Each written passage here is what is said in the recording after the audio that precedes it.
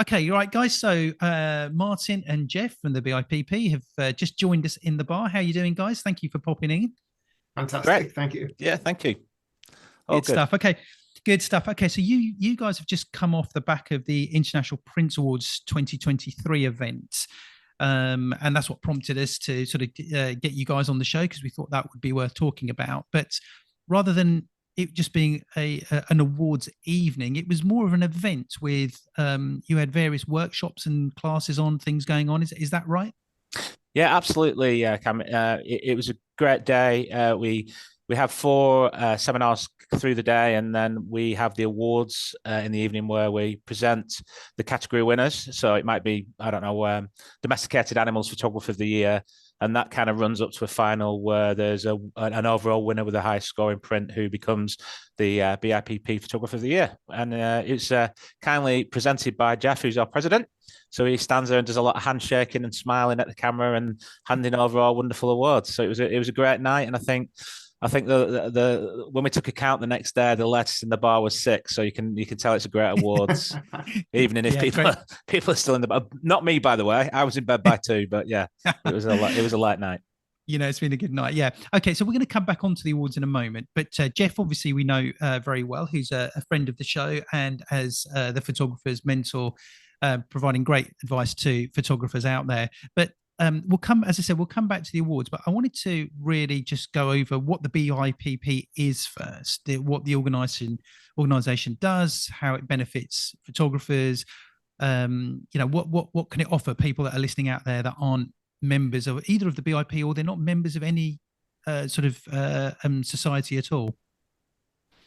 Do you want me to talk to that, or Jeff? Yeah. Good. Well, the association, the BIPP, has been around since 1902, so it's at 1901 even. So it's been around 123 years. So it's been around a long time. Originally started in Fleet Street, and it was put together by photographers who may have been members of other organisations such as the RPS and other organisations at the time, but they wanted a professional body, and that's how it came together. So that's 123 years ago. So fast forward to today, and the whole idea is it's a place for photographers to kind of share their experiences. It's a community. A lot of photographers it's quite a lonely role that we find that they sit at home staring at Lightroom or staring at Photoshop in the pajamas at 3 o'clock in the afternoon. And this is a way for them to kind of get out there, speak more to other photographers. As an organisation, we provide public as part of the membership. Because it's a membership organisation, we provide professional indemnity and public liability, and there's a 24-hour, 7-day-a-week helpline if they have any problems with issues with the law or anything like that. So there's lots of benefits to it, discounts and things like that. But one of the main things that people find out of it is a community of other like-minded people. And then forward from that, we've got 3-tier qualification system, and then we run print competitions, which is what we've just talked about, which is a kind of culminating our national print competition. We did used to have regional print competitions, but next year we're actually switching to monthly competitions to hopefully get more engagement and get more people involved on a monthly basis. So that's where we are with it. Yeah, no, that's really good. And having been established for all those years, shows that the relevance of something like of the BIPP. And it's interesting that you said about the whole community aspect, because, and I've mentioned this a few times on the podcast, and particularly when we started the podcast, and this was before COVID, so it was probably about 3 months before COVID when this podcast first went out, before we had any idea that COVID was going to happen. And the number of messages that we had where photographers are saying, your podcast has been great because you're actually, we have nobody to talk to. I spend all the time on my own, and that's whether it's COVID or not. I don't talk with other photographers. I have this, I have the competition in my local area, and I do my best to avoid that competition. We don't network in any way. And you guys are real photographers talking about the things that I have questions about. And I think photographers can be they're sort of quite reluctant to do that, aren't they? To talk to other photographers in many ways, particularly if it's local competition. And I think the trade shows are a great way, to go to a trade show, to attend a trade show where you start to meet other photographers. But I think the community aspect to me is probably the strongest thing about being in a society and trying to network with other photographers, and basically working together. And for me, I think that's the biggest benefit of being in a society. And you've got a lot of members, haven't you? Yeah, we have probably not as many as other organisations, but as I say, I was a professional. But one of the things, again, that when I talk about support and community, for example, as a member benefit is that we've done all the documents that we'll think you'll need as a photographer starting out. So even things like if you need a contract for a person who you're going to employ, or a model release form, we've kind of try and take care of all that for you. And also Jeff, as our president, runs, and I'm sure he'll tell you more about them, but different workshops. Once a month you have the president's business meetings, and also just things like every Thursday morning we have a coffee morning where people come on Zoom and they'll have a chat, and it might have nothing to do with photography at all, but what's happened that week. And so yeah, you're right, the community is important. People, they whatever problem they're facing, somebody else has had it and will be able to help with it, whether it's a Lightroom problem or mental health issues, or it could be such a wide genre of things. And as I said, Jeff has, since he come on as president this year, has really helped and benefited the members that way, from first of all by just the person he is and the things he's been through, and his obviously the training that he does is such a huge benefit to our membership, and he's a great guy to have around. Fun. Yeah. Thank you. and where, obviously, we're going to be putting links out to the BIPP and, where people can get in touch and everything. But do you have is there a physical presence at trade shows, events or anything like that, where people think, oh, actually they're going to be there, or, I might just go and have a chat, like a face-to-face? Do you do anything like that at all? Or have you got any plans to be out there where people can just come and meet you? We do.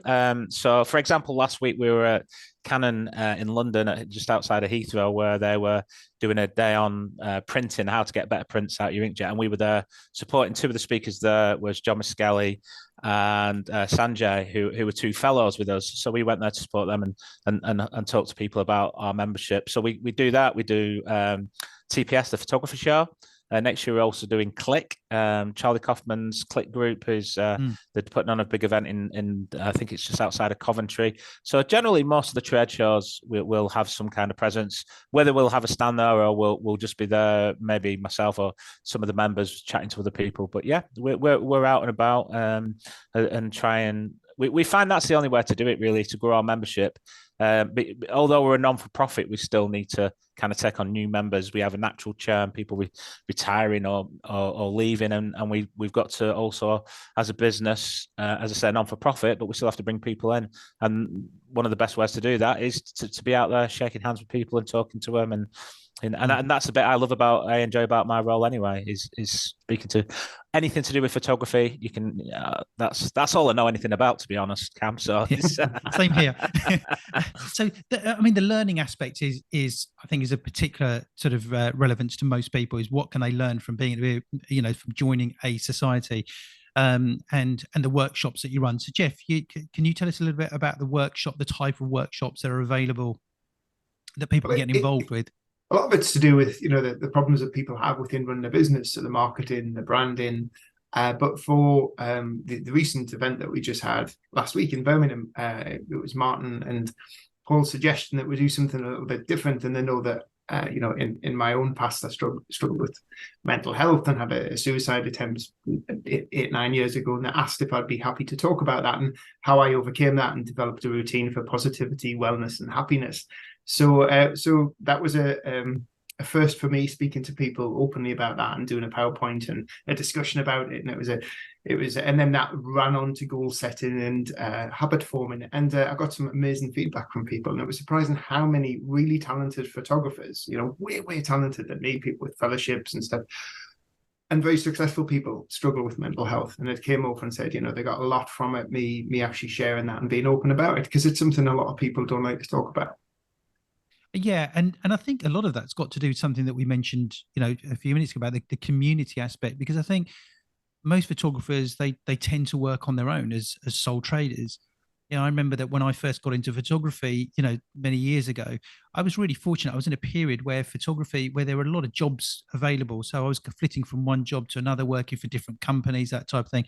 And things have changed since then because it's become far more sort of as an individual, now, people will now sort of say, right, I'm gonna set up my own business. I'm going to be a photographer. So I'll set up a website, I set up an Instagram page, and that's it. They're ready to go. They're good to go. Yeah. Without any prior knowledge of the business and having met and worked with other photographers and other people in the photography industry, they just sort of go ahead, set themselves up, and it can become a lonely existence. Well, a great little story actually was a couple of years ago. I had one of my somebody off LinkedIn had just messaged me and says, Jeff, I'm struggling with setting up my business. And it was a photographer based in Nigeria, and I work with clients in 20 odd different countries around the world. So we jumped on a Zoom call, we hit it off. He ended up coming on board my awesome photographers group. And then back in March last year, he messaged me to say, I've come to the UK. I'm now doing my master's degree in photography in the UK, and he's based in Birmingham. And then when I came to the International Print Awards last Thursday, and I had to present the winning member for student category, this guy from Nigeria, Adoji, who I know, I didn't know he'd entered, had actually won because I told him about joining the BIPP. I said, the BIPP would be great for you because you come in from outside the country, you come into the UK. It's a great place to network, meet other photographers. You'll get all the legal help, the support and stuff like that you need. And then lo and behold, he wins Student Photographer of the Year award, which is absolutely fantastic. Jeff, I actually didn't know that. I didn't know he was one of your kind of members. That makes that story even better. Yeah. What a great guy he was. He was good fun. Yeah. Couldn't get him off the dance floor. Well, that's great, you see, because that shows the power of connecting, and too often, we just keep ourselves, photographers will keep themselves to themselves purely because of that. And even this conversation alone, just talking to you guys now can start to inspire you just to think, okay, yeah, I'm going to make more of an effort to get out there a little bit more and join groups. And because we also become sort of, I'm in a group, but it's an online group. It's just a Facebook group or something. But even that, you're still on your own. You don't really connect sort of face to face with people. So I think the coffee morning and everything that you were saying, Martin, I think those are great ideas. And if you're not chatting about photography all the time, that's even better. And I think you just feel inspired. So good stuff. Okay, so we'll come on to how you joined the BIPP. But I wanted to talk about the awards event that you had. And just to tell us a little bit about what the type of awards were.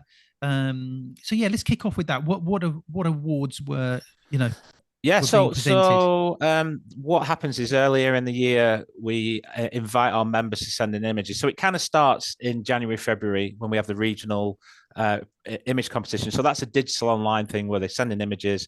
They're marked online and within the region, they'll compete against each other. And after that, we come to the nationals, which starts probably towards the end of summer. And we have 14 categories from architecture and industrial, wedding, classical wedding, scientific, domesticated pets, natural world. So there's all different categories that members can enter. So what they do is the first part of it is the enter online. So it's a digital entry.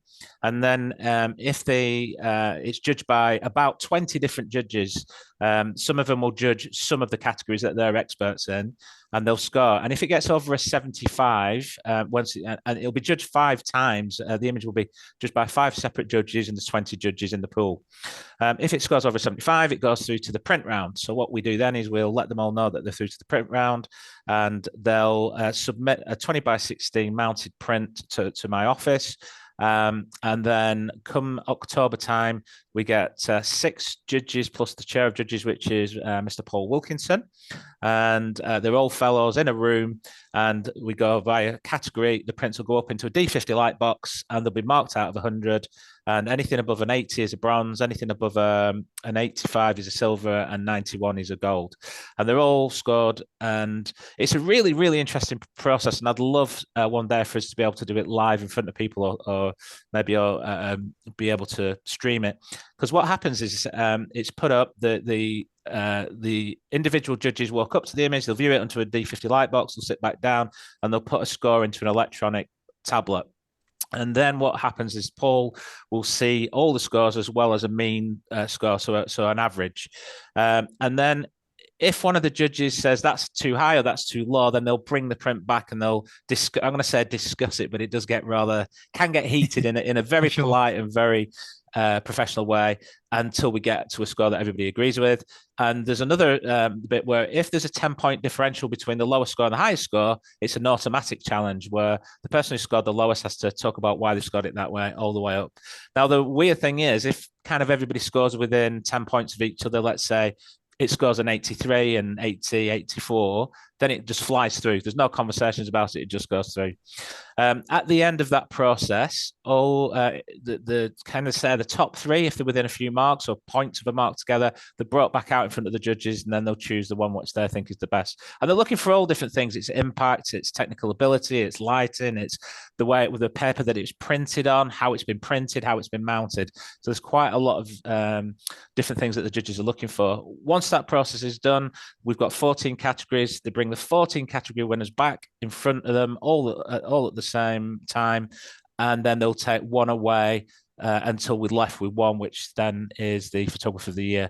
So that then that's in October. Then in November we have our International Print Awards. It's people from all over the world as well as the UK that send images in or prints in, where we present the category winners as the photographer of the year as well as the overall photographer of the year. And there's a few other surprises in there as well. We have something called the Convoy Beer Award, which is for somebody who's given a lot to the institute. And this year, one of our members, John Muskelly, who was already a fellow, was honoured with the honorary fellowship, which is kind of the highest award for the time as he's given on the board of directors. And he's rewritten our articles of association last year, which is a huge job. So there's a lot of kind of interesting things like that happens. And then we all have a beautiful 3-course meal, and then we stay up very late. Right, as any good awards does. That's right. Yeah. So I'm interested in that. It's about prints, and you were saying that photographers will send prints in. Yes. Now, do you think that this is the whole print thing? I don't like to use the phrase sort of a dying thing, because obviously it's still big, we still print and everything. But do you think that there are photographers that are going to say, "I've never printed a thing in my life"? Absolutely. Right? I'd love to. Put something in for this award. Love to be up for this award, but I've got no idea. So they might go down to their local Boots or something, right, and print something and think, hey, you know what, that's a print. Because for some people, a print is a print, but a proper print is a piece of art. Cam, it's a really, really interesting subject to talk about. We could talk about this all day, actually. So there's two things. Yes, there's a lot of photographers now, commercial photographers, never send anything to print. So it's a skill that's kind of being forgotten. And there's a lot of pro labs out there that can help you get through that. Digital Labs and Loxley Color and Sim 2000 and Graphic Studio. There's all these companies that can help you out. But what I know for a fact that if Paul Wilkinson was here, what he would say is, what better way is it at the moment? Because besides having a lot of ISO monitors mounted and it's very difficult, because what you want is the last thing that your photographer actually sees, that he or cares that print, that the next people who see it being the judges is that they see it exactly as the photographer saw it. So the photographer said, yeah, I'm happy with that print. I'm happy with the colors, happy with the density. I'm happy that is representing my work. There's no other way at the moment that you can do that where 5 other people can sit there and look at that same thing that the photographer's seeing. Because a monitor, they'll be slightly different. Even with, calibrated ISOs or BenQ monitors, there is still a slight difference from what the photographer will have seen. So I agree with some of the people that say, it is old technology, but at the moment, it's still the best technology when we're running a thing that says a photographer has signed off almost this print to say that represents their work, to then our judges seeing what they wanted them to see. So it's a really interesting space around what will happen in the future. And we've been having the same discussion with our qualifications, where photographers will present a panel, we call it a panel of images, so 20 images. And the fact that they have to do that via print kind of puts some people off, and I understand that. But show me a better way or a different way to do it. and we don't believe yet that there is a way. Besides spending a huge amount of money and getting monitors mounted on some kind of framework that that would be the next closest thing to do. But at this, but that's expensive for us and for the photographers as well. So that's where we are with the print. Yeah, that's true. I'll come back to that in a second. There's one thing that you mentioned Sim and Loxley, but you mentioned Sim and you called them Sim 2000, which shows how long you've been in the industry. Oh my God, yeah. Sorry. Because I still do the same. Lee will be turning in his grave if he's listening to this. Exactly, that's right, yeah. Yeah. I managed to stop saying Sim 2000, a little while ago. It was always Sim 2000 to me. Anyway, let's come back to that print thing, okay? So with the print. Now, you said something about, old technology, but you see, I don't think it is old technology. I think the prints, as we're saying, it's a piece of art. It's a final piece of work that you will produce for something. And I think there's photographers now. I think that there's a lot of new photographers that are coming to the industry in recent years, and they're not even new photographers, just photographers that have come in to the industry in recent years have no idea really of what a print and print quality actually is. Everything they look at is based on what they look at on a screen. As I said, screens are going to give different different color renditions, exposure, so you're not looking at the same thing. So yes, I totally agree that the print is the best way to to judge this, but it's just that a lot of photographers, even still, they'll still never print anything commercially, will they, regardless of whether it's for an award or something like that. It's quite sad. I mean, you got your wedding albums, but on sort of talking about in the commercial industry, I can't remember the last time I printed anything out for a commercial client, and I'm now going back years. We used to shoot products and we'd print off 300 10x8s that they could send out to their customers and more. In 2016s that they'd even put up in reception, in their reception and whatever. Now they've got a screen and and they've just put their digital files on there. And so from that point of view, that is that part of the industry sort of dying, where commercial customers are not requesting the print? Yes and no. Certainly commercially, but it used to be back then all transparencies, E6. And when I talk about print being old, I mean RF4, C41 chemistry has been around, a long time. But since then we've got now Canons and Epsons that can print, that we're getting to the point where they can print the whole of the Adobe RGB color space. So that there is kind of technology is moving forward. But I would say if you certainly from portrait or wedding photographer's point of views, where you see thes guys getting we're talking tens of thousands commissions, is because they're printing their work. And one of the interesting things that I find is that we have this discussion with people, and when they go for qualifications, it's going to cost me quite a bit of money to have my work printed. Yes, it is, but when they see their work, when they put those 20 by 16 prints up on this panel this display thing that we built, they'll just stand back, and even they're amazed because they've never really seen the work shown like that or presented like that, and they gasp. And I've had members cry when they see the work actually printed and put up like that. And there's so much more value in printed work in my belief. I understand that commercially, a lot of commercial clients don't require that. But again, I think that sometimes from the point of photographers, and this is one thing that our organization, and certainly Jeff helps with, is that a lot of time photographers' clients aren't aware that they can purchase prints because the photographer's not giving them the option to buy a print. And then it comes to sales and marketing. And that's one thing that we really find quite a lot of photographers struggle with, is that the great photographers, when it comes to their business and marketing and sales, they're dreadful at it. And they are not giving their customers the option to purchase something or to buy something. So it's kind of all linked together. But yeah, of course, sometimes, with the internet and people's websites, they're never going to be printed. But then you look at a lot of companies will have a yearbook done with stuff that's happened through the year, and that's down to the photographers selling them a product that they didn't even know they wanted. So yeah, interesting. Right. And your comment when photographers see their work printed up, and it said they can become quite emotional over it. Yeah, I think that's just so true. I've been in that position, and I think it is one of the most rewarding things. And at the end of the day, when we go to photography exhibitions, or we go to, say, the National Portrait Gallery or the Photographers Gallery, you're going there to see work that physical work that has been printed and presented and up on a wall. And I'm sure every photographer thinks, I'd love to see my work up on a wall in a gallery one day. It's the same thing. And I think it'd be great for photographers who haven't printed anything is to learn that and to start looking at having some prints. And then, you're going to then want to start to enter some of the competitions that you guys do as well. So, and then Jeff, Martin, just to sort of finish off on there, Jeff, as Martin was saying about the whole marketing aspect, and I guess that's really your expertise, isn't it? Where is Martin, what you were saying there was that a lot of commercial clients probably aren't aware of the whole print thing, because they're looking at digital files all day and every day. It's easy for them just to put up a TV up in their reception area of their building and say, let's just put a few pictures up on a slideshow there, So yeah, but Jeff, what Martin was saying, that's a great thing.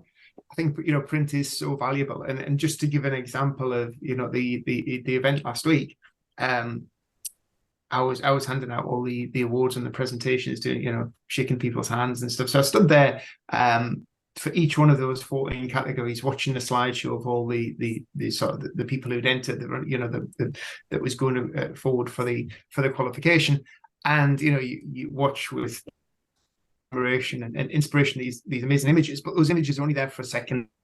The next image, but then at the end of the entire event, he's all these prints from the winners from the different categories on easels that people could actually go up and physically look at. Now, it was great for other members to be able to look at that, but think about the feeling for somebody who'd actually won it. That makes it more powerful because their stuff is there. It becomes a talking point. They feel great. It's a great boost for them, and you couldn't get that if it wasn't printed out. You'd be just sitting, hang on a minute, wait, my picture's coming around in a second, so I think from that is a really powerful thing. But like you said, if you think about it from a photography studio type of point of view, 20 years ago, or it's 25 years ago, you would book a photography studio especially if it was like a family portrait or something like that. You would book it for the purpose of having images in your home. You would have wall art, you would have albums.